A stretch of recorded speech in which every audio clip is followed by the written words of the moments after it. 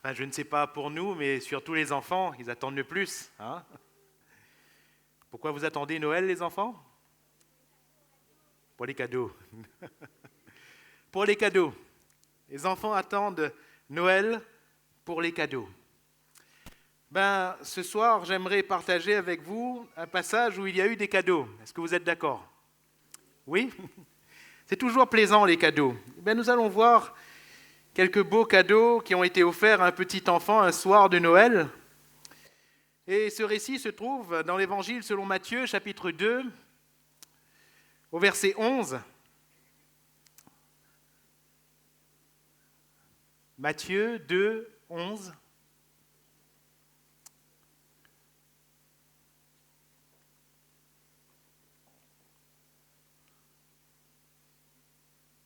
Il est question ici des rois mages. Ils entrèrent dans la maison, virent le petit enfant avec Marie, sa mère, se prosternèrent et l'adorèrent. Et voilà la partie que l'on préfère en général pour Noël. Ils ouvrirent ensuite leur trésor et lui offrirent en présent de l'or, de l'encens et de la myrrhe. Amen. Ils offrirent en présent, ou si vous préférez, ils offrirent en cadeau de l'or, de l'encens, de la myrrhe. Noël, on pourrait en donner tellement de définitions, mais ce soir, j'aimerais en rester sur une avec vous. Noël, c'est une offrande. Noël, c'est une offrande.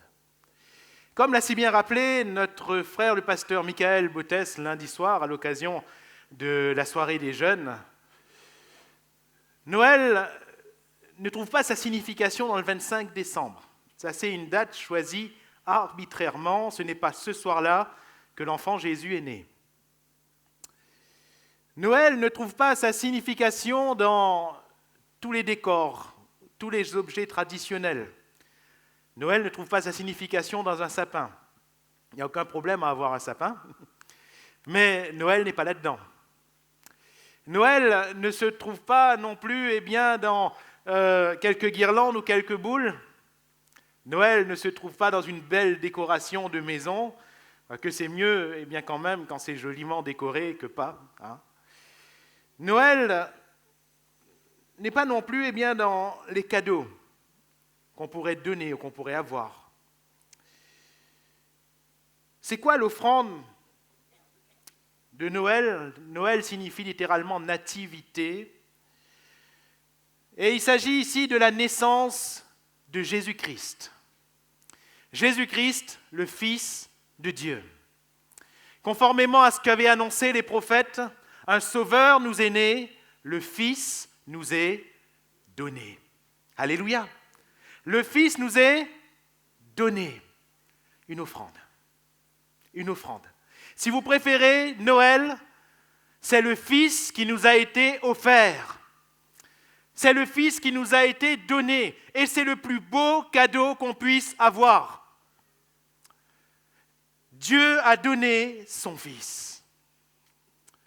Et c'est ce que nous célébrons ce soir. C'est ce que nous célébrons demain soir. Au-delà d'un bon repas, vaut mieux avoir un bon repas qu'un mauvais, hein? Au-delà d'un bon repas, au-delà de tout ce que l'on pourrait avoir de beau, de magnifique, des beaux vêtements, mes chères sœurs, de beaux bijoux, hein? Tout ce qu'on pourrait avoir de beau, de bon, de bien, tout ça c'est bon, ne touchons à rien, mais Noël n'est pas là. Noël, c'est le don de Jésus. Alléluia.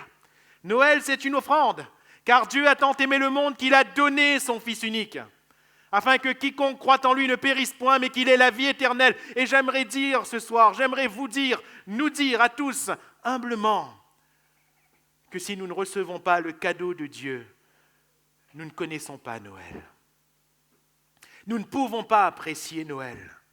Noël reste un jour, alors que pour celui qui a reçu Jésus le Fils de Dieu, Noël c'est tous les jours. Alléluia. L'offrande, le cadeau. Dieu donne son Fils. Pourquoi Dieu donne-t-il son Fils?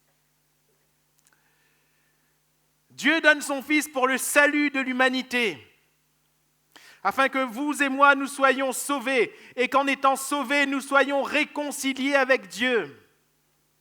Car le salut, ce n'est pas seulement que nos fautes soient lavées, que nos péchés soient enlevés. C'est déjà quelque chose d'extraordinaire. Mais le plus beau, c'est que nous devenions enfants de Dieu. Alléluia. Que nous soyons réconciliés avec Dieu, que nous devenions à nouveau avec Dieu. Eh bien, une seule et même plante avec le Christ. Quand Dieu a créé le monde, et quand il a vu que tout était très bon, comment a-t-il créé le monde? Eh bien, il a créé dans l'homme et la femme un vis-à-vis, avec qui il pouvait avoir une communion, et une communion qui est entièrement libre, une communion basée sur la liberté et le choix, car l'homme et la femme choisissaient de croire en Dieu, d'être en communion avec Dieu. C'était leur choix. Et qu'est-ce qui a appuyé ce choix? Qu'est-ce qui a bien démontré ce choix? Cet arbre de la connaissance du bien et du mal était là. Et tant que l'homme obéissait à la parole de Dieu et ne touchait pas aux fruits de cet arbre, il choisissait Dieu. Alléluia. Ceux qui choisissent d'obéir à la parole de Dieu choisissent Dieu. Ceux qui choisissent Dieu ne sont pas ceux qui ont choisi d'avoir le mot Dieu dans la bouche. Ceux qui choisissent Jésus ne sont pas ceux qui ont choisi de chanter Jésus. Ceux qui choisissent Jésus sont ceux qui choisissent d'obéir à la parole de Jésus. Alléluia. La parole de Dieu. Et ainsi, cette communion était maintenue. Dieu venait et parlait librement à l'homme. Et l'homme parlait librement à son Dieu. Il y avait une liberté de communion. Quand le péché est intervenu, c'est-à-dire la désobéissance, cette communion a été rompue. Rien ne pouvait changer quoi que ce soit à la conséquence du péché. Quand la communion a été rompue, personne, aucun homme, aucune femme n'a pu rétablir cette communion. C'est pour cela que Dieu a choisi de nous faire un cadeau, que Dieu a choisi de nous faire un don gratuit, parce que personne ne pouvait payer, personne n'avait de quoi reconstruire ce qui avait été détruit, personne. C'est pour cela que Dieu, nous aimant tellement, il a donné Jésus-Christ, son Fils unique. Alléluia. Afin qu'en croyant en lui, nous ayons la vie éternelle et que nous ne périssions point. Un cadeau, une offrande. Comment saisir ce cadeau? Comment saisir Jésus? Nous saisissons Jésus par la foi, car ce n'est pas par les œuvres, afin que personne ne se glorifie. Nous sommes sauvés, nous avons part au don de Dieu uniquement et seulement par la foi en Jésus-Christ. Alléluia.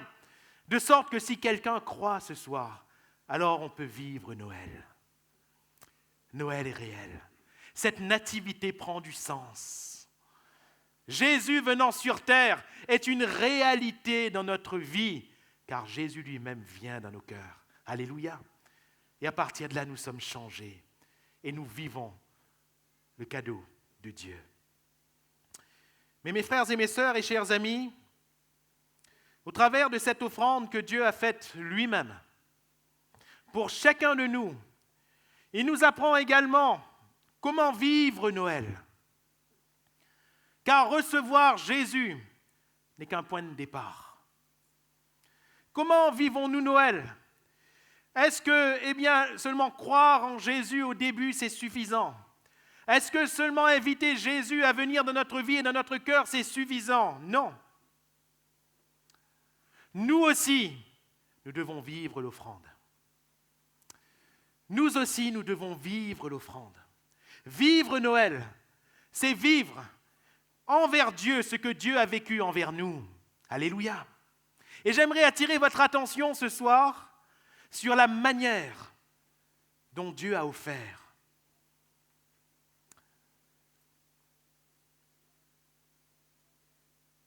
Ces rois mages, qu'est-ce qu'ils ont offert à Jésus? Ils ont offert à Jésus ce qu'il y avait de plus précieux, leur trésor. Leur trésor. Ils lui offrirent en présent de l'or, de l'encens et de la myrrhe. Alléluia. Ce qu'il y avait de plus précieux. Vous savez, l'or, l'encens, la myrrhe n'avaient pas de prix.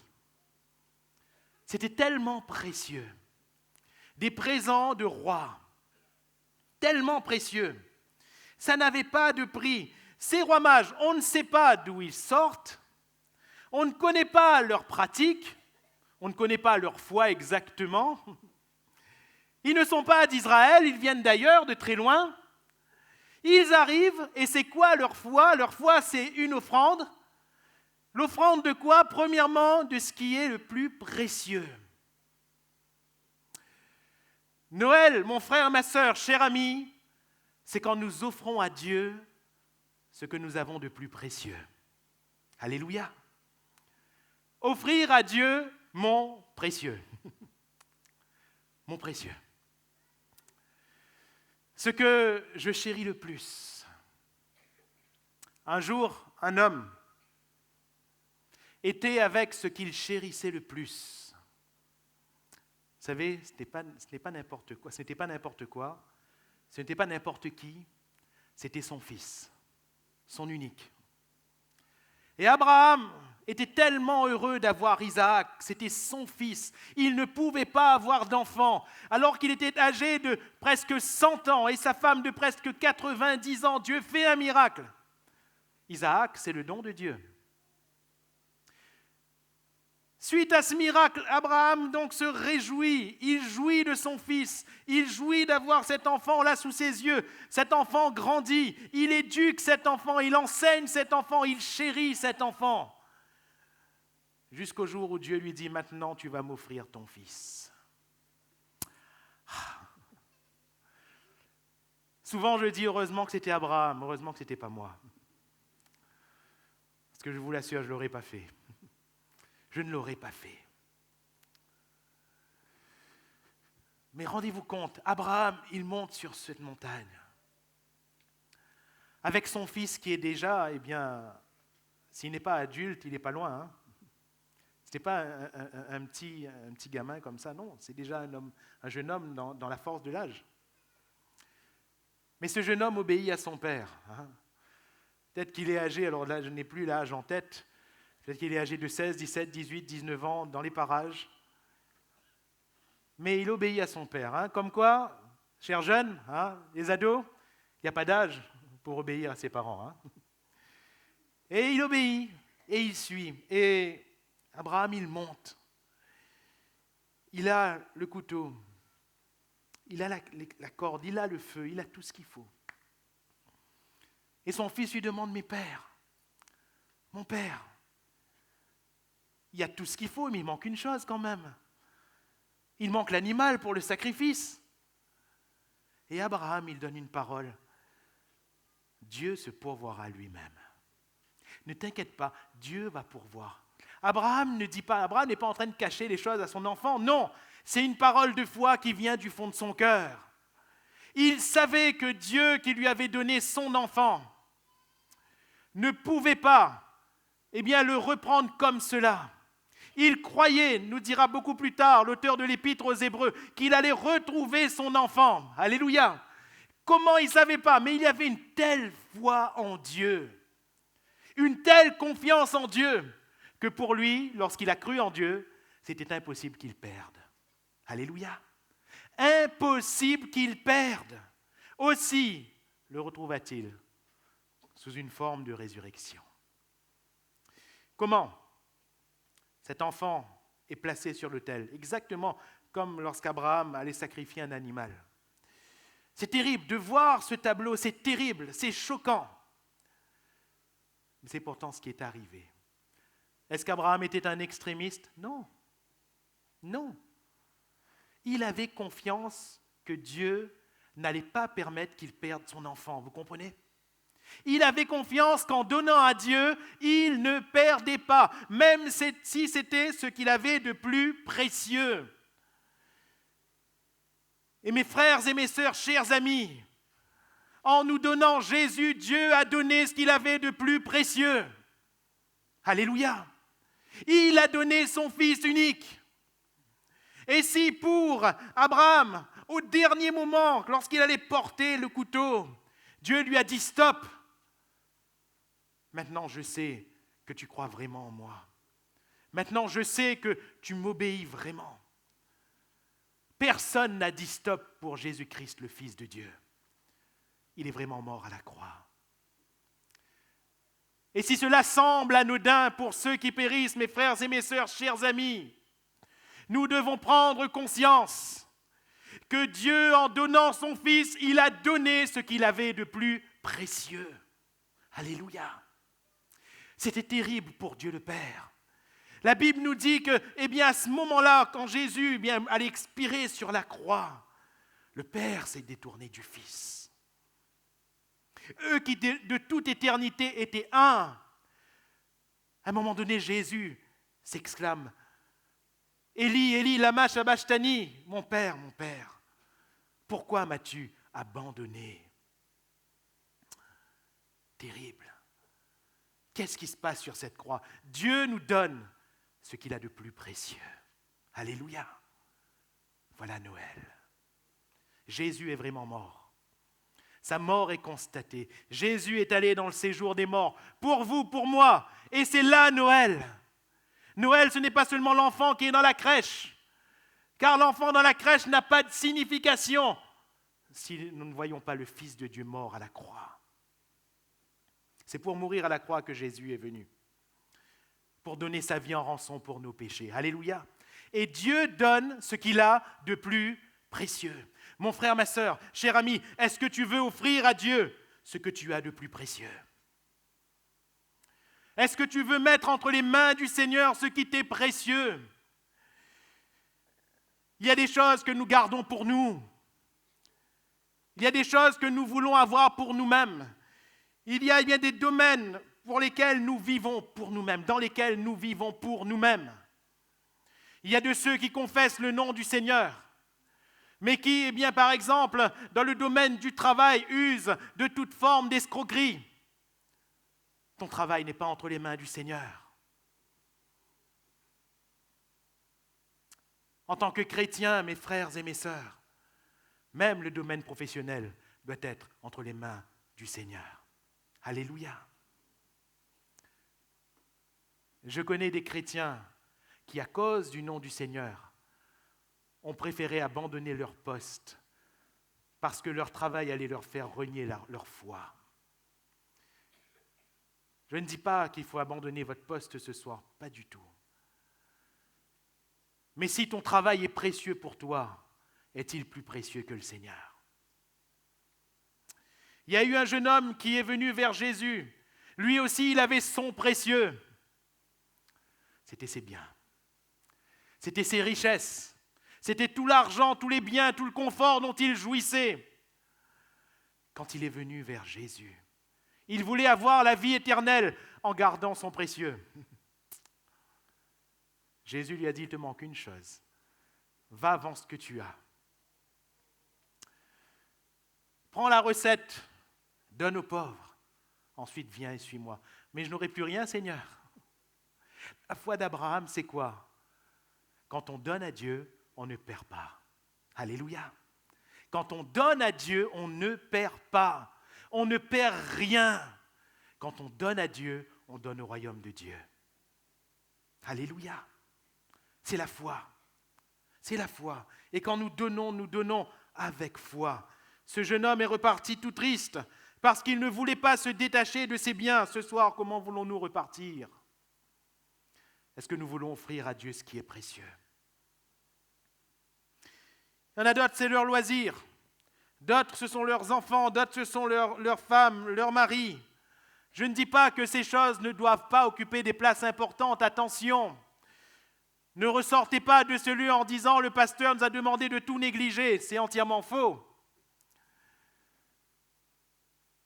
Mais tous les domaines de notre vie qui nous semblent légitimes, voulons-nous l'offrir à Dieu? Alléluia.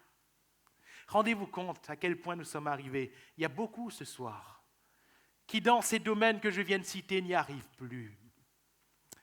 N'y arrivent plus. Dans ton couple, tu n'y arrives plus.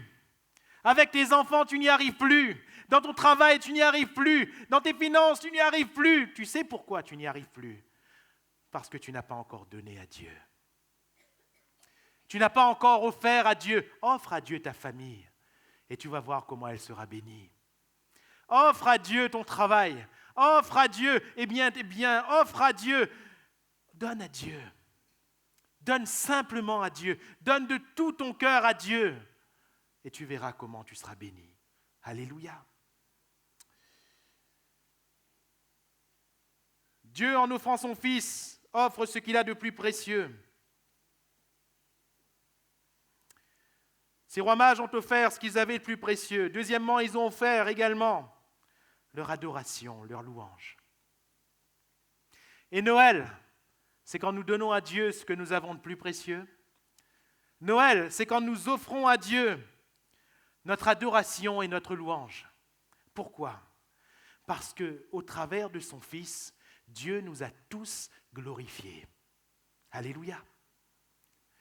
Qu'est-ce que l'homme pour que tu te souviennes de lui, dira le psalmiste? Et le Fils de l'homme pour que tu prennes garde à lui. Tu l'as fait de peu inférieur aux anges et ensuite, qu'est-ce qu'il est écrit? Tu l'as élevé. Alléluia. Tu l'as élevé à un rang plus haut. Tu l'as élevé. Et l'autre terme pour élever, c'est glorifier. C'est glorifier. Mes frères et mes sœurs, qu'a fait Dieu en offrant son Fils à la croix? Il nous a pris alors que nous étions au plus bas, alors que nous étions dans la boue. Il nous a pris et il nous a fait asseoir dans le ciel, en Jésus-Christ, à la droite de Dieu le Père. Alléluia! Si nous disons que Jésus est glorifié en quittant la terre et en montant dans le ciel, Paul nous dit dans son épître aux Éphésiens que nous sommes assis en Jésus-Christ à la droite de Dieu le Père. Nous sommes donc glorifiés. Nous sommes glorifiés. Dieu nous a glorifiés. C'est-à-dire qu'il nous a pris alors que nous étions insignifiants, alors que nous étions dans notre boue, alors que nous étions dans le fumier. Il nous a pris, il nous a lavés et il nous a fait asseoir avec les grands de son peuple. Alléluia! C'est ce que Dieu a fait. Alors c'est quoi Noël pour vous et pour moi, mes frères et mes sœurs? C'est quand nous élevons le Seigneur. C'est quand nous glorifions le Seigneur. Un chrétien qui ne loue plus, c'est un chrétien qui est triste.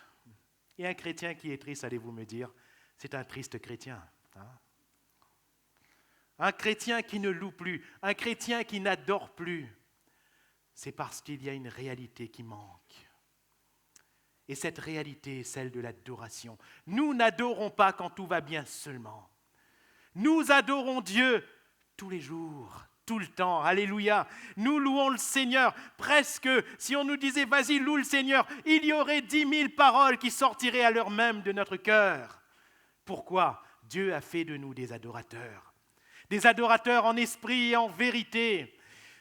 Ces rois mages l'ont adoré. Nous ne savons pas d'où ils viennent. Nous ne connaissons pas leurs pratiques. Ils n'ont pas été sur des bancs d'école biblique. Ils n'ont pas été dans des églises évangéliques. Mais qu'est-ce qu'ils ont fait? Ils ont adoré Jésus. Tu n'as pas besoin d'apprendre ce soir comment adorer. L'adoration, c'est notre cœur qui s'exprime devant Dieu. L'adoration, c'est notre cœur qui contemple Dieu et qui dit ce qu'il voit. Alléluia. Quand nous voyons Dieu, qui voyons-nous? Quand nous voyons Jésus, que voyons-nous? Eh bien, c'est là notre adoration. C'est là notre louange. Si on ne voit pas Jésus, on fabrique des phrases, on fabrique des mots. Ça, ce n'est pas la véritable adoration. La véritable adoration est en esprit et en vérité. Alléluia. Ainsi, ils adorent Jésus. Et Noël, pour nous ce soir, c'est d'adorer Jésus, celui qui est venu, celui qui a été donné. Et troisièmement,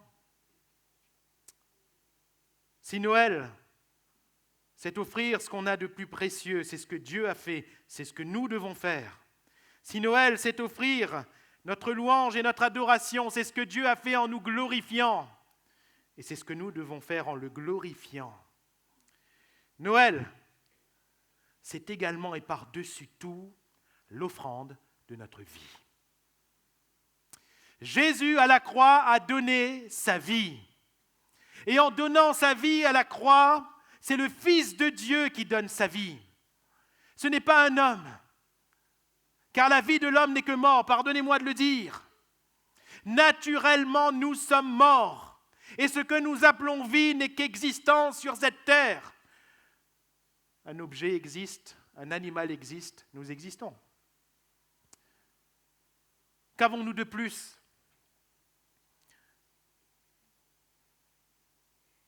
Parfois, quand on regarde aux actualités, quand on regarde aux guerres, quand on regarde aux meurtres, quand on regarde au vol, à tout ce qui se fait de mal sur la terre, dites-moi, qu'avons-nous de plus que des animaux ?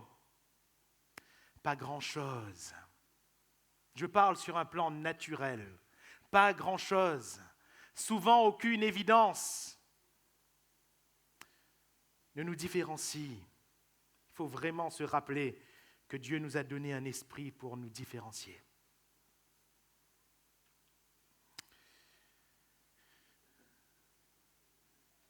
Jésus, quand il meurt à la croix, il offre sa vie. C'est ce qu'il va dire à Ponce Pilate, le gouverneur de l'époque. Il va dire, eh bien, ma vie, personne ne me la prend, personne ne me l'ôte. Pilate va lui dire, mais tu ne sais pas que j'ai sur toi pouvoir de vie ou de mort ? Jésus va dire, non, non. Le pouvoir que tu as, tu ne l'aurais pas s'il n'avait pas été donné d'en haut. Et en me soumettant à toi, Pilate, je ne me soumets pas à toi en tant qu'homme, mais je me soumets à la volonté de mon Père, qui t'a donné le pouvoir, là, à ce moment-là, parce que ma vie, personne ne me la prend. Mais je la donne. Alléluia. Noël, c'est l'offrande. Et Jésus donne sa vie. Il donne sa vie. Jésus n'est pas venu pour donner, quelques richesses. Jésus n'est pas venu en disant au Père, combien pour l'âme des hommes je vais payer ? Non. Jésus donne sa vie. Sa vie. Quelle offrande avons-nous pour Dieu ? Ce que Dieu veut, c'est l'offrande de notre vie. Et de notre vie entière. Romains 12, je vous exhorte par les compassions de Christ à offrir vos corps. Le texte littéral, c'est votre être. Comme un sacrifice vivant, saint et agréable. Ce qui sera de votre part un culte raisonnable. Alléluia. Je vous exhorte à offrir vos vies. Vos vies. Non plus dans un sens littéral comme Jésus, c'est-à-dire non plus en mourant à la croix. Jésus l'a fait une fois pour toutes, pour chacun de nous. Alléluia. Afin que nous n'ayons plus à le faire. Et c'est le cadeau de Noël. Mais en offrant notre vie comme un sacrifice vivant, c'est-à-dire en vivant pour lui. Alléluia. Et mes frères et mes sœurs, le summum de Noël, l'exactitude de Noël, pour vous et pour moi, c'est lorsque nous vivons uniquement pour Jésus. Tant que je ne vis pas entièrement pour Jésus, je ne suis pas entièrement dans Noël. Je ne suis pas entièrement dans l'offrande. Je ne suis pas entièrement dans ce que Dieu a fait. Comment est-ce que l'offrande d'Abel a-t-elle plu à Dieu ? Est-ce que vous vous êtes déjà posé la question ? 2 ont offert leurs offrandes. Je crois qu'ils l'ont offert de tout leur cœur. Caïn a offert les offrandes, c'est son activité professionnelle. Il était agriculteur. Il a offert l'offrande des fruits de la terre.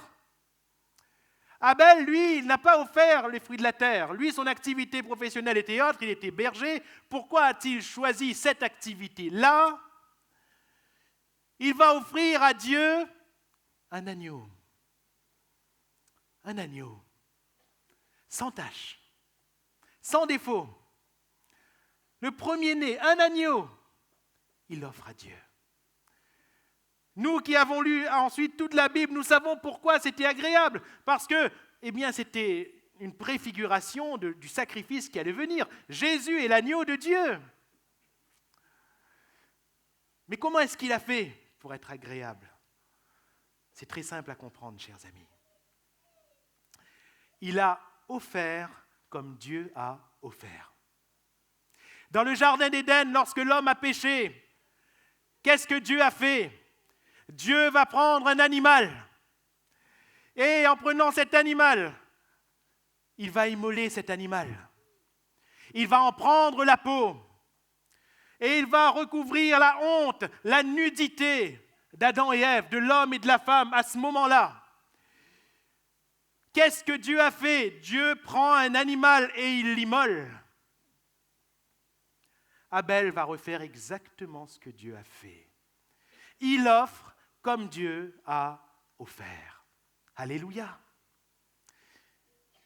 Et c'est là ma conclusion ce soir. Mes frères et mes sœurs, pourquoi est-ce que l'offrande de Noël est importante? Parce que Noël, ce n'est pas que vous et moi avons offert, non. Noël, c'est Dieu qui a offert. Alléluia. Noël, c'est Jésus qui a été offert par Dieu le Père, afin de nous sauver. C'est donc le plus merveilleux cadeau. Mais Noël, pour vous et pour moi ce soir, c'est non seulement de recevoir cette offrande pour ceux qui ne l'ont pas reçue, de recevoir Jésus-Christ, le Fils de Dieu. Mais nous ne recevons véritablement le Fils de Dieu que lorsque nous donnons à Dieu notre vie. Ce que nous avons de plus précieux, ce que nous avons comme louange et comme adoration, tout ce que nous sommes, lorsque nous offrons à Dieu, nous vivons Noël. Alléluia. Et ce soir, Noël prend un sens. Si c'est ainsi que je m'approche du Seigneur. Un jour, et je terminerai par là, il y avait dans une église d'Asie, dans le culte, il y avait, pendant un chant, comme c'était la coutume, la collecte des offrandes. Et le pasteur qui était là disait, n'ayez pas peur d'offrir à Dieu ce que vous avez de plus précieux. N'ayez pas peur. Parce que dans cette église, beaucoup n'avaient pas beaucoup de moyens. Et puis dans un acte de foi, en obéissant à la parole de Dieu ce jour-là, plusieurs ont donné dans ce panier d'offrandes qui passait. Et il y avait un petit garçon dans la salle qui, en regardant ce panier venir, il était triste. Parce qu'il avait reçu la parole de Dieu, il avait cru dans cette parole, mais il disait, je n'ai pas d'argent, je n'ai rien à mettre dans ce panier. Qu'est-ce que je vais mettre? Et le panier approchait. Et plus le panier approchait, plus il était triste. Et il disait, mais qu'est-ce que je vais mettre dans ce panier? Qu'est-ce que je vais mettre? Tout le monde est en train d'obéir. Tout le monde est en train de donner quelque chose. Moi, qu'est-ce que je vais donner? Le panier approchait et il se disait, bon, les autres peut-être vont comprendre. Je ne suis qu'un petit garçon, je ne travaille pas, je n'ai pas de moyens. Et le panier s'approchait encore et encore. Et il disait, mais quand même, pourquoi est-ce que je suis aussi triste, Seigneur? Qu'est-ce que je peux te donner? Et le panier est arrivé. Et quand le panier est arrivé, ce petit garçon a pris le panier. Il a posé par terre le panier et il s'est mis dedans. Et il a dit, Seigneur, prends ma vie. Alléluia. Ce petit garçon est ensuite devenu un serviteur de Dieu, un prédicateur de l'Évangile. Seigneur, prends ma vie. Alléluia. Voulons-nous vivre ce Noël-là en disant, Jésus, prends ma vie. Avant de partager un bon repas, avant de vivre une belle fête, et je vous souhaite la plus merveilleuse des fêtes, voulons-nous dire, Seigneur, je t'offre ce que j'ai de plus précieux. Je t'offre ma louange ce soir, et je t'offre toute ma vie.